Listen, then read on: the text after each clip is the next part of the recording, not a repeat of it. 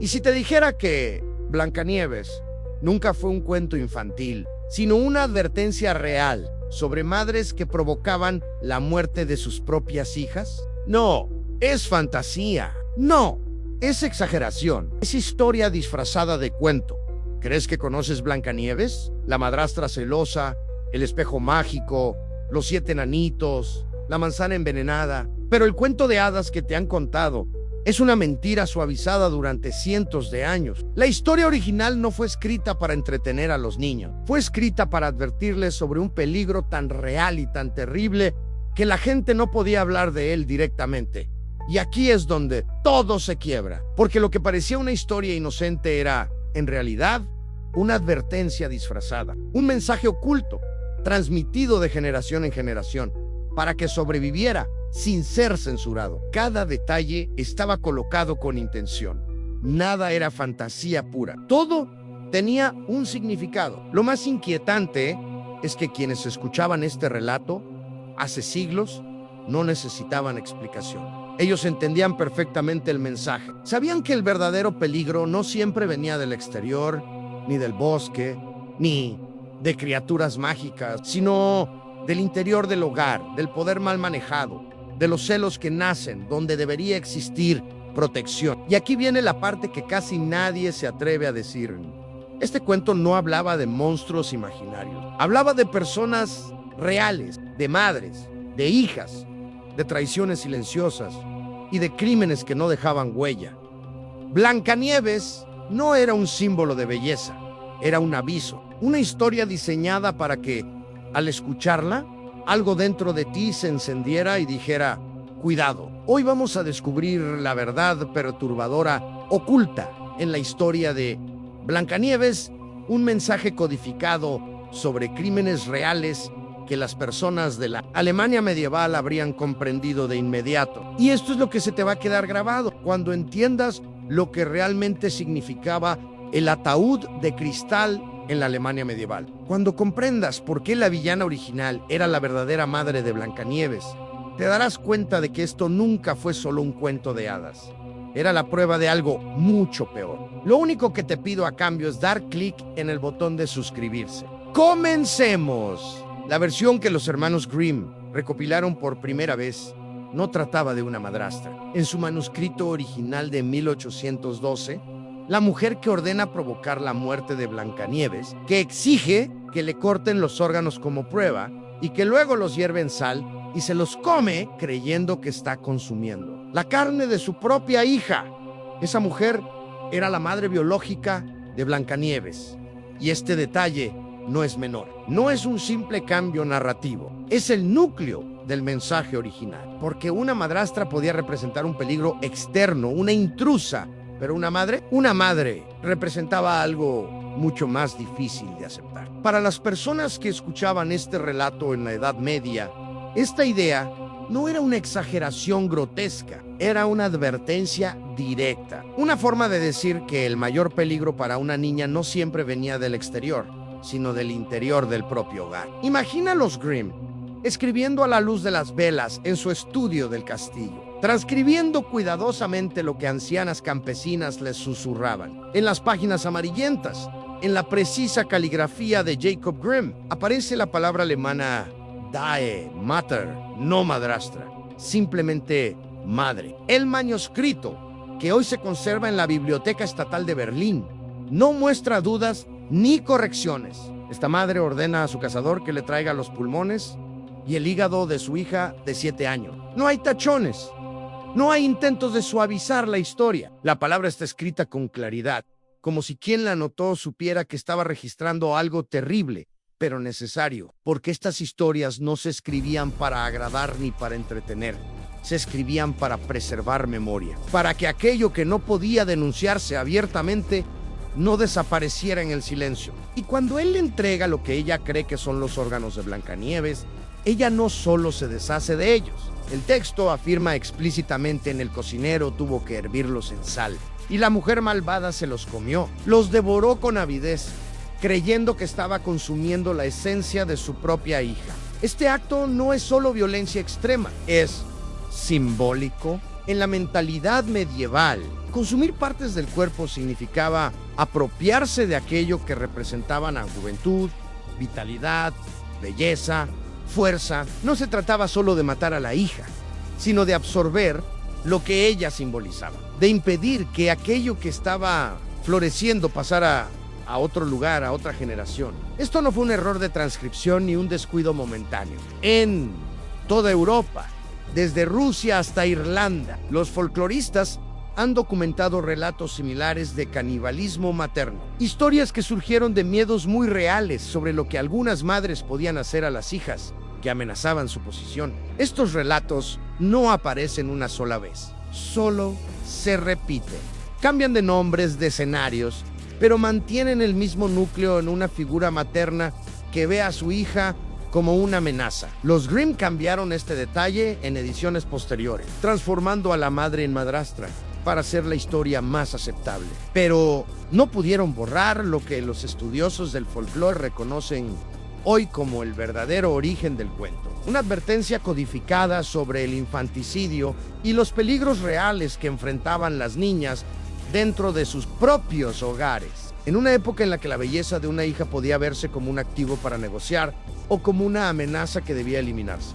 Aquí es donde el cuento deja de ser individual y se vuelve estructural. Ya no hablamos de un caso aislado, sino de un patrón que se repite en distintos territorios y épocas. La belleza, que hoy asociamos con algo positivo, era entonces una variable política, un factor de poder, algo que podía elevar o destruir una posición social. Pero si la imagen de una madre devorando la carne de su hija no fuera lo suficientemente perturbadora, el horror no termina en la mesa familiar. Lo que los Grimm captaron fue solo el comienzo de una realidad mucho más oscura, en la que las hijas no eran solo víctimas de celos, sino piezas en un juego despiadado de poder, riqueza y supervivencia. Porque en ese mundo, las hijas no siempre eran vistas como personas.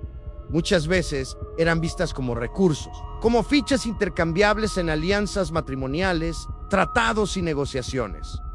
Y cuando una ficha dejaba de servir, se retiraba del tablero. Considera el contexto histórico que el público medieval habría entendido de inmediato. En los territorios alemanes donde se originó este relato, las jóvenes nobles como Blancanieves eran fichas políticas y su belleza determinaba su valor en alianzas matrimoniales. No se trataba solo de apariencia, se trataba de linaje, herencia, sangre y control. Pero aquí es donde el registro histórico se vuelve verdaderamente inquietante. Cuando la belleza de una hija superaba a la de su madre, el equilibrio de poder dentro del hogar noble podía cambiar. La influencia de la madre, basada en su capacidad para negociar matrimonios y mantener relaciones en la corte, de pronto se veía amenazada por su propia sangre. Este tipo de tensiones no se resolvían con diálogo, se resolvían en silencio, con enfermedades repentinas, con accidentes oportunos, con muertes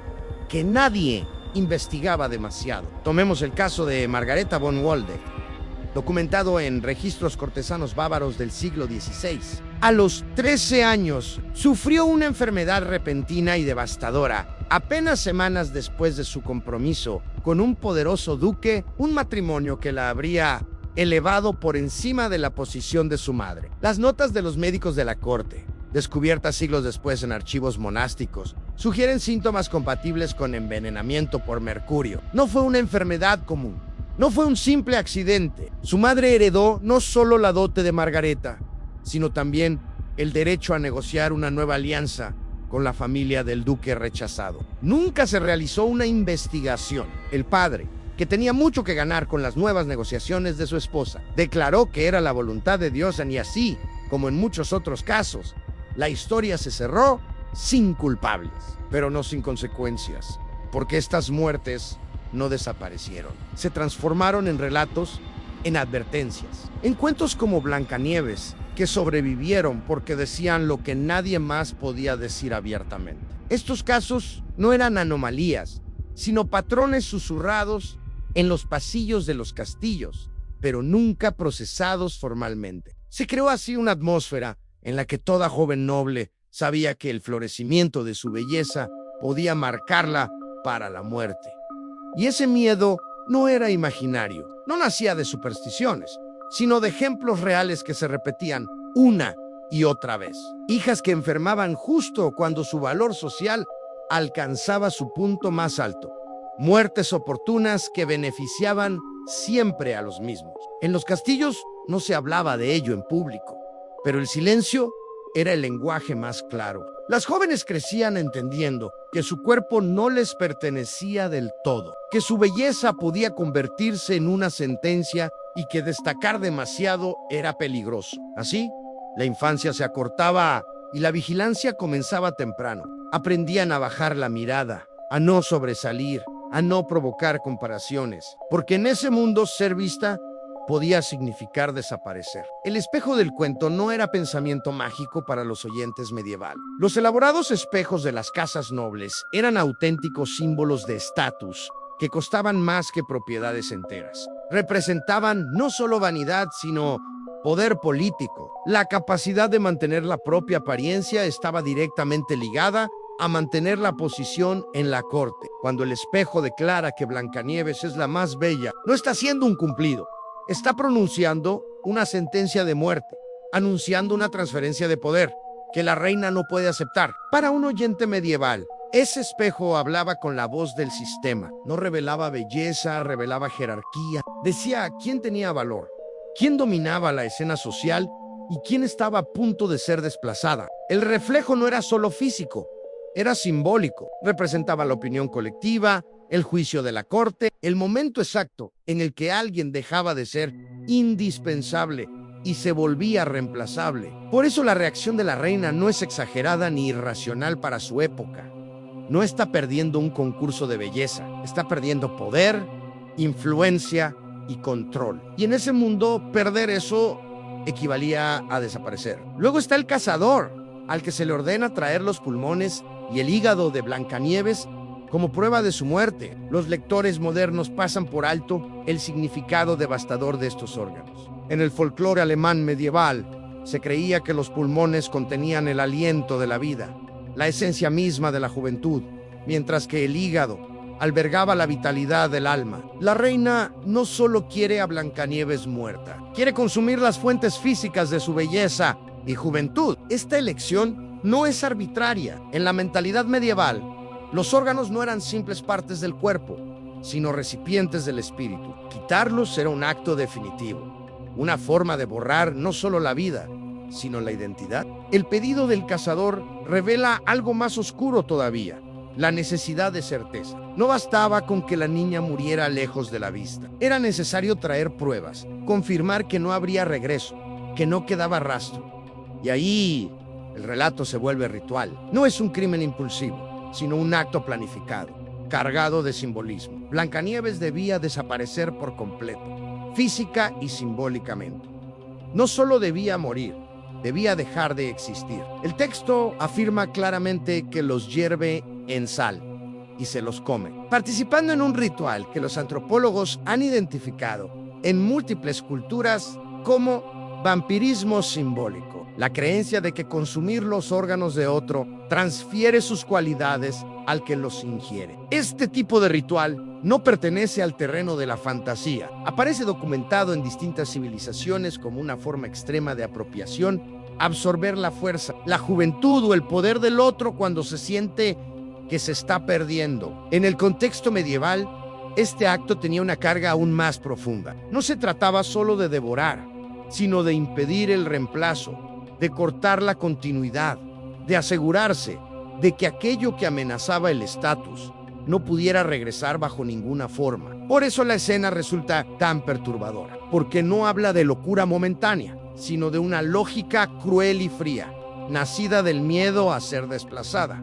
Blancanieves no debía vivir, pero tampoco debía sobrevivir en la memoria. Pero el verdadero horror de este relato emerge cuando examinamos lo que ocurre después de que Blancanieves escapa. Ella no huye a un lugar seguro, entra en servidumbre con 7 hombres en el bosque. Los Grimm fueron cuidadosos al llamarlos enanitos, pero los historiadores del folclore han descubierto algo mucho más inquietante. Para un oyente moderno, esta parte puede parecer un refugio. Para un oyente medieval, Era todo lo contrario. Era una señal de caída social, de desprotección absoluta, de entrada a una vida dura y peligrosa. Blancanieves no encuentra libertad, encuentra trabajo, pero no encuentra cuidado, encuentra una forma de sobrevivir. El bosque no es un lugar mágico, es un espacio fuera de la ley, donde llegan quienes ya no tienen lugar en la estructura social. Y aquí el cuento vuelve a ser preciso.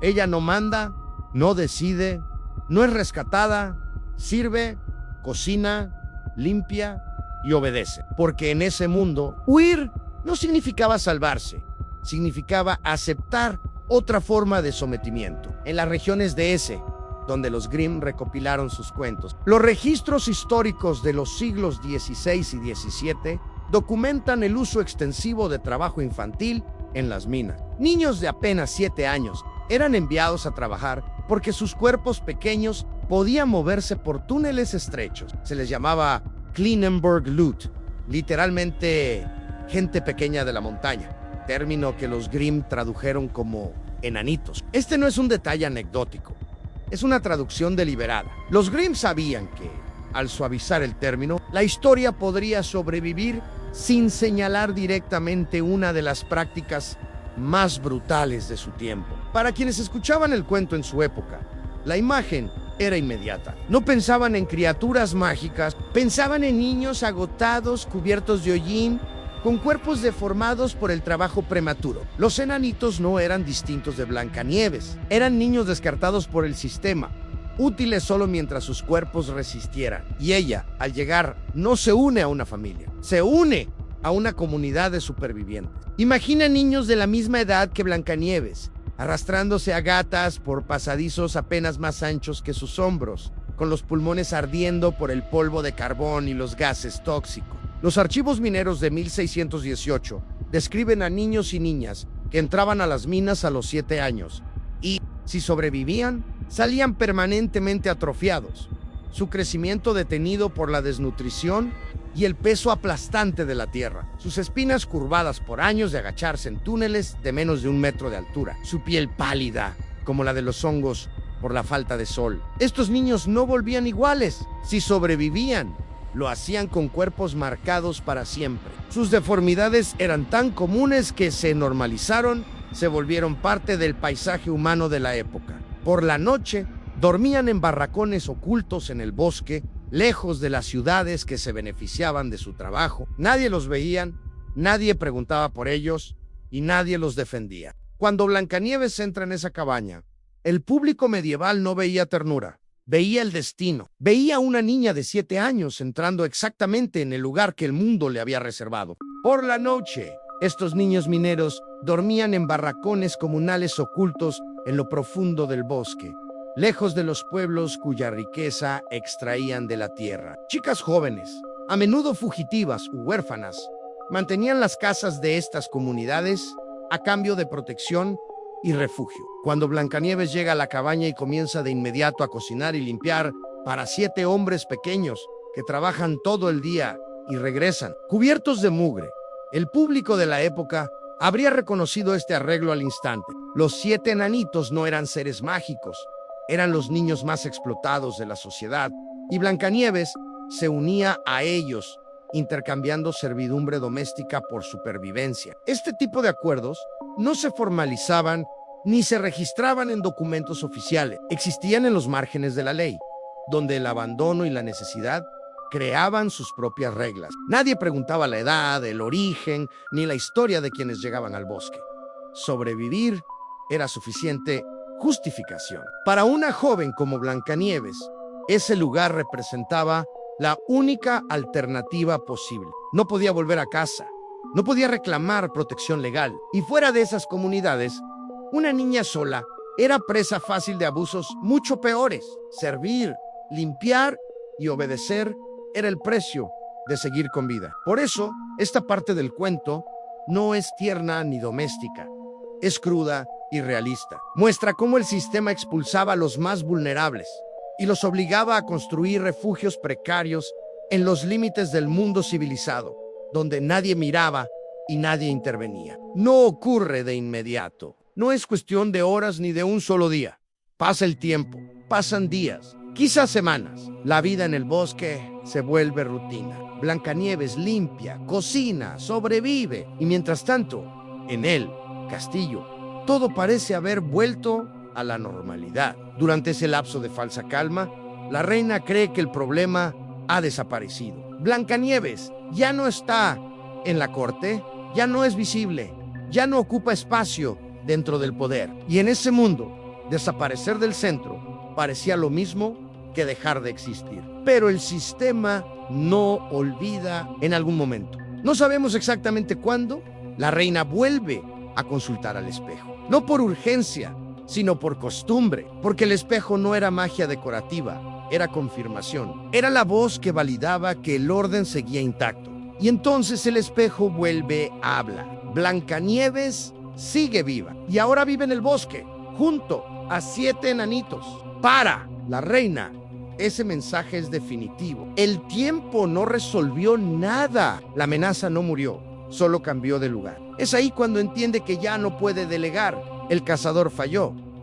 El sistema confirmó el error. Y ahora, para recuperar el control, deberá actuar ella misma, no como reina, sino disfrazada, invisible, mezclada entre quienes nadie teme. Los 3 intentos de crimen que siguen revelan un patrón creciente que los criminólogos modernos reconocen como comportamiento depredador clásico. Primero, la reina llega disfrazada de vendedora ambulante, ofreciendo cordones para el corsé, objetos aparentemente inocentes que usa para asfixiar a Blancanieves al apretarlos demasiado. Cuando eso falla, regresa con un peine envenenado, un ataque más directo a la belleza de Blancanieves. Finalmente, la manzana, roja por un lado, blanca por el otro, envenenada en la parte roja. La reina se come la mitad blanca para demostrar que es segura y observa cómo Blancanieves muerde la parte roja. Este progreso no es accidental. Cada intento es más calculado, más íntimo y más difícil de detectar. La agresora aprende,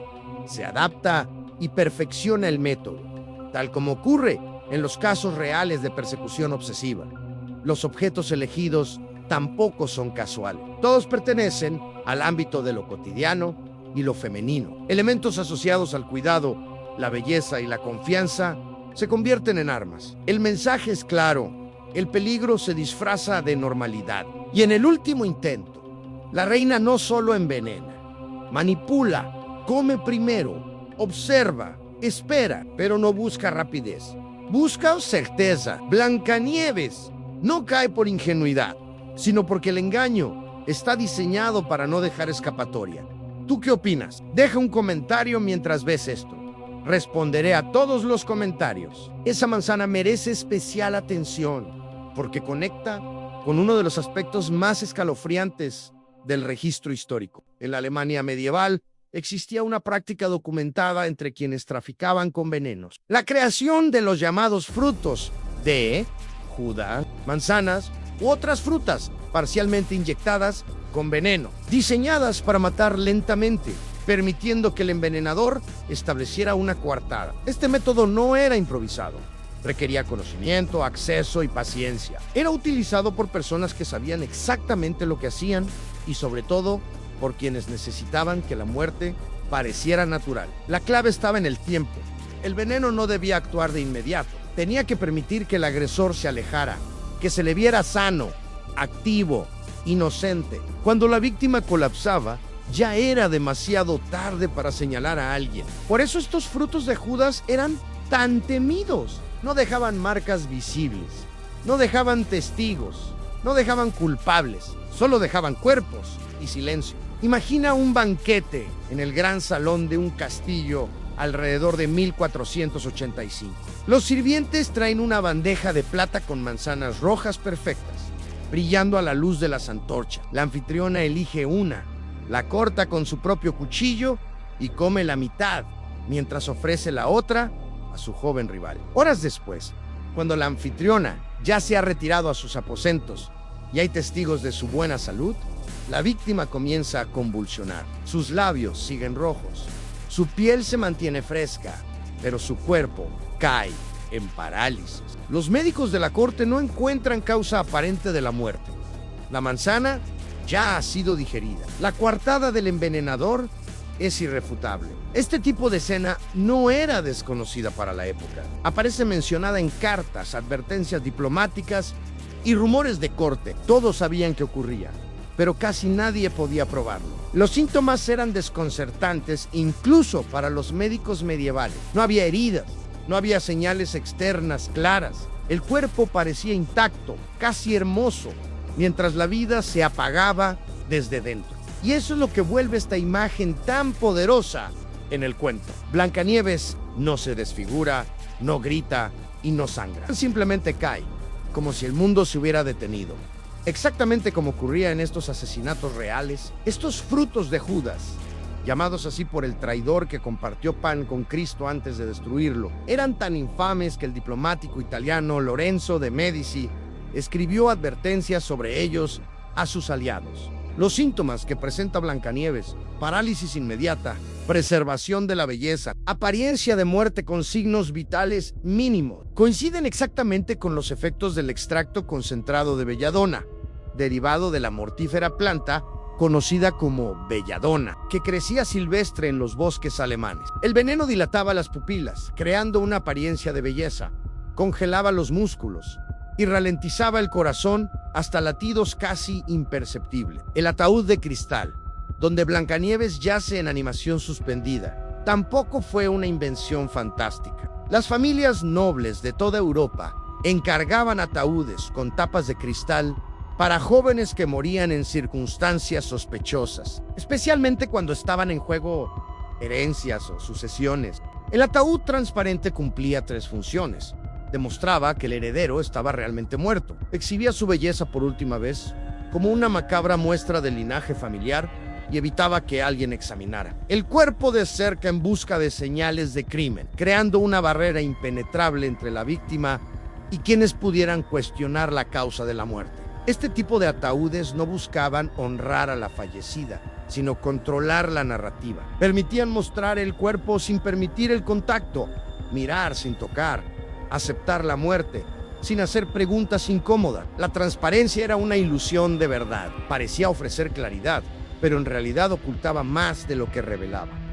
El cristal protegía la imagen y también protegía a los responsables. En una época donde la medicina forense no existía, impedir el acceso físico al cuerpo era suficiente para que cualquier sospecha se diluyera. El ataúd se convertía así en el último eslabón del encubrimiento. Cuando Blancanieves yace en su ataúd de cristal, hermosa e intocable, se une a una larga lista de hijas nobles, cuyas muertes enriquecieron a sus familias y cuyos cuerpos se convirtieron en espectáculos públicos de crímenes privados. Estas exhibiciones no eran excepcionales, eran rituales sociales. La muerte se mostraba como algo sereno, casi estético, mientras los beneficios materiales se redistribuían en silencio. La belleza inmóvil servía como prueba final de pureza, de linaje intacto, de una vida bien terminada. Pero detrás de esa imagen quedaban herencias aseguradas, alianzas reconfiguradas y preguntas enterradas para siempre. Blancanieves, encerrada en cristal, no es un símbolo de paz, es un recordatorio incómodo de cuántas jóvenes fueron silenciadas sin juicio, convertidas en reliquias visibles, para que nadie pudiera volver a tocarlas, ni defenderlas. Pero el ataúd de cristal no solo preservó su cuerpo como prueba de muerte, también invitó a algo aún peor. Al convertirla en una exhibición permanente, el relato prepara el escenario para una consecuencia aún más inquietante: la llegada de un príncipe cuya fascinación no es por la vida, sino por la belleza congelada en la muerte. El cristal no solo mostraba el cuerpo, lo congelaba en el tiempo. Blancanieves no envejecía, no se descomponía, no cambiaba. Se convertía en una imagen eterna, perfecta, inaccesible. Exactamente el tipo de belleza que no discute, no habla y no se defiende. Para una mentalidad medieval, esta escena no era romántica, era profundamente inquietante. Una joven exhibida, inmóvil, observada por desconocidos, reducida a objeto de contemplación. El ataúd deja de ser un símbolo de duelo y se transforma en un escaparate. Y es aquí donde el cuento cruza otra frontera incómoda. La muerte deja de ser el final del abuso y se convierte en su continuación. Blancanieves ya no puede huir, ni resistirse, ni decidir. Su cuerpo permanece disponible. En el original de los Grimm, Blancanieves no despierta con el beso del amor verdadero. Un príncipe se obsesiona con su cadáver. Sí, su cadáver. Y convence a los enanitos de que se lo entreguen. Hace que sus sirvientes lleven el ataúd a todas partes. Y cuando tropiezan, el movimiento expulsa la manzana de su garganta. Ella despierta no por amor, sino por puro accidente, después de haber sido tratada como un objeto de obsesión necrófila. Este detalle es uno de los más perturbadores del relato original y también uno de los más reveladores. No hay gesto romántico, no hay consentimiento, no hay salvación, hay posesión, hay deseo dirigido a un cuerpo que se cree muerto. El príncipe no se enamora de Blancanieves como persona, se enamora de su imagen, de su silencio, de su inmovilidad. Y eso no es una fantasía poética, es una advertencia brutal sobre cómo el poder puede deshumanizar incluso después de la muerte, el despertar. Además, no es un milagro, no es un accidente, solo es un golpe, un error. Blancanieves vuelve a la vida no porque alguien la amara, sino porque fue transportada como un objeto más. Y ese detalle deja claro que, en esta historia, nadie llega realmente a rescatarla. La boda que sigue nos lleva a la revelación final de justicia del cuento. Una justicia que los oyentes medievales habrían comprendido de inmediato. La reina malvada es obligada a bailar con zapatos de hierro al rojo vivo hasta morir. Este castigo no era fantasía, sino un hecho histórico. Este método de ejecución estaba reservado en la ley medieval para un crimen específico en el matricidio o intento de matricidio.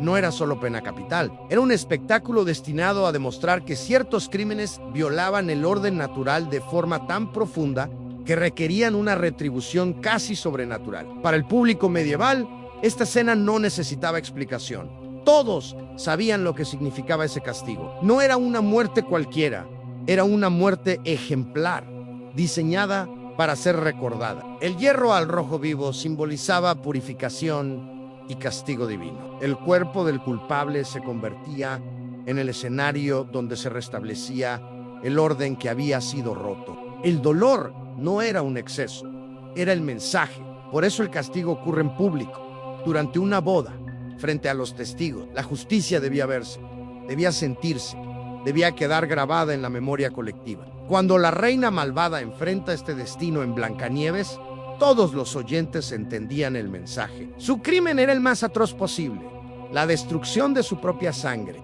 El cuento le otorgaba la justicia que las madres reales que asesinaban a sus hijas rara vez se enfrentaban. En la realidad, estos crímenes casi nunca eran castigados. Se ocultaban bajo enfermedades, accidentes o la voluntad de Dios. La ley rara vez intervenía cuando el poder estaba involucrado. El cuento, entonces, hace algo radical. Corrige la historia. Donde la realidad falló, la narrativa impuso justicia. Donde el silencio protegió a los culpables, el relato los expuso para quienes escuchaban Blancanieves.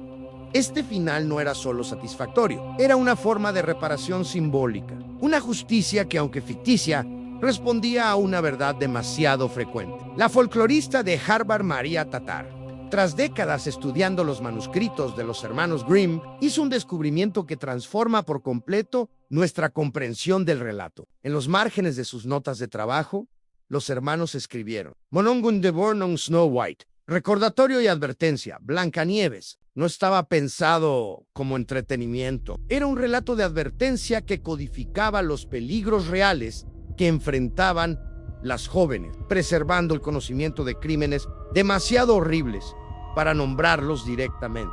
Esa anotación cambia todo. Revela intención. Los Grimm no estaban recopilando cuentos para niños, estaban archivando advertencias. Sabían que estas historias contenían verdades que no podían decirse abiertamente sin consecuencias. El cuento se convertía así en un refugio para la memoria colectiva. Blancanieves no era una fantasía popular, era un mensaje cifrado, diseñado para sobrevivir en una época donde decir la verdad podía ser peligroso. El cuento incluso incorpora una comprensión sofisticada de lo que hoy llamamos Trauma intergeneracional. El espejo mágico no refleja solo belleza física, sino el estado psicológico de la reina, su incapacidad de ver a su hija como algo distinto de una rival. Psicólogos modernos han observado que el comportamiento de la reina encaja con lo que hoy se denomina narcisismo maligno, la incapacidad de tolerar ser superada, incluso por los propios hijos. Los Grimm entendieron esto siglos antes de que la psicología le pusiera nombre. El espejo actúa como un juez interno, no dicta belleza, dicta inseguridad. Refleja el miedo profundo de perder relevancia, control y poder. La reina no ve a Blancanieves como hija, la ve como amenaza, y esa distorsión es el núcleo del trauma que se transmite de generación en generación. El cuento deja claro que el daño no empieza con el veneno, ni termina con la muerte. Empieza mucho antes, cuando el amor se transforma en competencia y la protección en destrucción. Y cuando comprendes que los Grimm estaban codificando una advertencia y no contando un cuento para dormir, hasta los detalles más pequeños adquieren un peso aterrador. Incluso los números fueron elegidos con precisión. 7 enanitos, 3 intentos de asesinato, una manzana dividida en 2. En la numerología medieval, 7 representaba la totalidad, 3 indicaba un patrón legal, y la manzana bifurcada encarnaba la dualidad central del relato en la madre, que debería proteger, pero destruye. La belleza que debería celebrarse, pero provoca muerte. El hogar que debería ser seguro y se convierte en el mayor peligro. Nada de esto era decorativo. Para el oyente medieval, los números hablaban con claridad. Eran códigos compartidos, referencias que no necesitaban explicación, señales que indicaban gravedad y cierre de ciclos. El 7 marcaba un proceso completo: inicio, ocultamiento y desenlace. Los 3 intentos no eran insistencia narrativa, eran confirmación legal. A la tercera vez, ya no había duda, ya no había error, había intención, y la manzana partida en 2 no era solo veneno y engaño, era una advertencia brutal en lo que parece seguro puede matar, y lo que se presenta como cuidado puede ser destrucción. Exactamente como la relación que el cuento expone. Pero quizá el detalle más devastador es la edad de Blancanieves, presente en las versiones más antiguas y luego eliminada. En 1812, tiene 7 años cuando su madre intenta matarla por primera vez. 7 años. La edad en que los niños entraban a trabajar en las minas. La edad en que una niña podía ser prometida en matrimonio. La edad en que los registros judiciales comienzan a mostrar niñas nobles como víctimas de enfermedades o accidentes sospechosos que beneficiaban a la posición política de sus madres. ¿Este dato cambia? Todo. No estamos hablando de una joven en edad de amar. Estamos hablando de una niña que ya era vista como recurso, como riesgo, como objeto de decisión adulta. A los 7 años, una niña no tenía voz legal, ni defensa, ni posibilidad de huir. Dependía por completo de quienes tenían autoridad sobre ella. Y eso es exactamente lo que el cuento señala. La edad no es un detalle eliminado por casualidad. Fue borrada porque resultaba insoportable, porque obligaba a mirar de frente una realidad que ya no podía presentarse como fantasía. Esto no era una historia sobre una adolescente amenazada por la vanidad de su madrastra. Era un relato sobre abuso infantil sistemático, codificado y preservado, de forma que pudiera transmitirse de generación en generación. Los hermanos Grimm, formados como juristas, conocían los registros judiciales y las historias susurradas. Tomaron esa realidad horrible y la envolvieron en la fantasía justa para que pudiera contarse, dejando suficiente verdad para que quien supiera mirar encontrara la advertencia. Los Grimm no inventaron este horror, lo recopilaron, lo ordenaron, lo protegieron dentro de una estructura narrativa capaz de sobrevivir al tiempo. Sabían que los documentos podían desaparecer, que los juicios podían cerrarse sin condenas, que los nombres podían perderse, pero una historia bien contada, esa podía viajar siglos, intacta. Por eso, Blancanieves no es un cuento infantil, es un archivo emocional, un testimonio cifrado, una advertencia que sigue viva porque fue escondida a plena vista, esperando a que alguien, algún día, supiera cómo leerla. Blancanieves no es un cuento para dormir, es una escena del crimen preservada en forma narrativa, una prueba disfrazada de entretenimiento. Y una vez que reconoces lo que realmente estás leyendo, la ilusión se derrumba. La más bella de todas nunca trató de belleza. Trató de una niña marcada para morir. Haz clic en el video que aparece en pantalla y sigue qué tantas verdades hay ocultas. No olvides suscribirte al canal. Nos vemos en la próxima.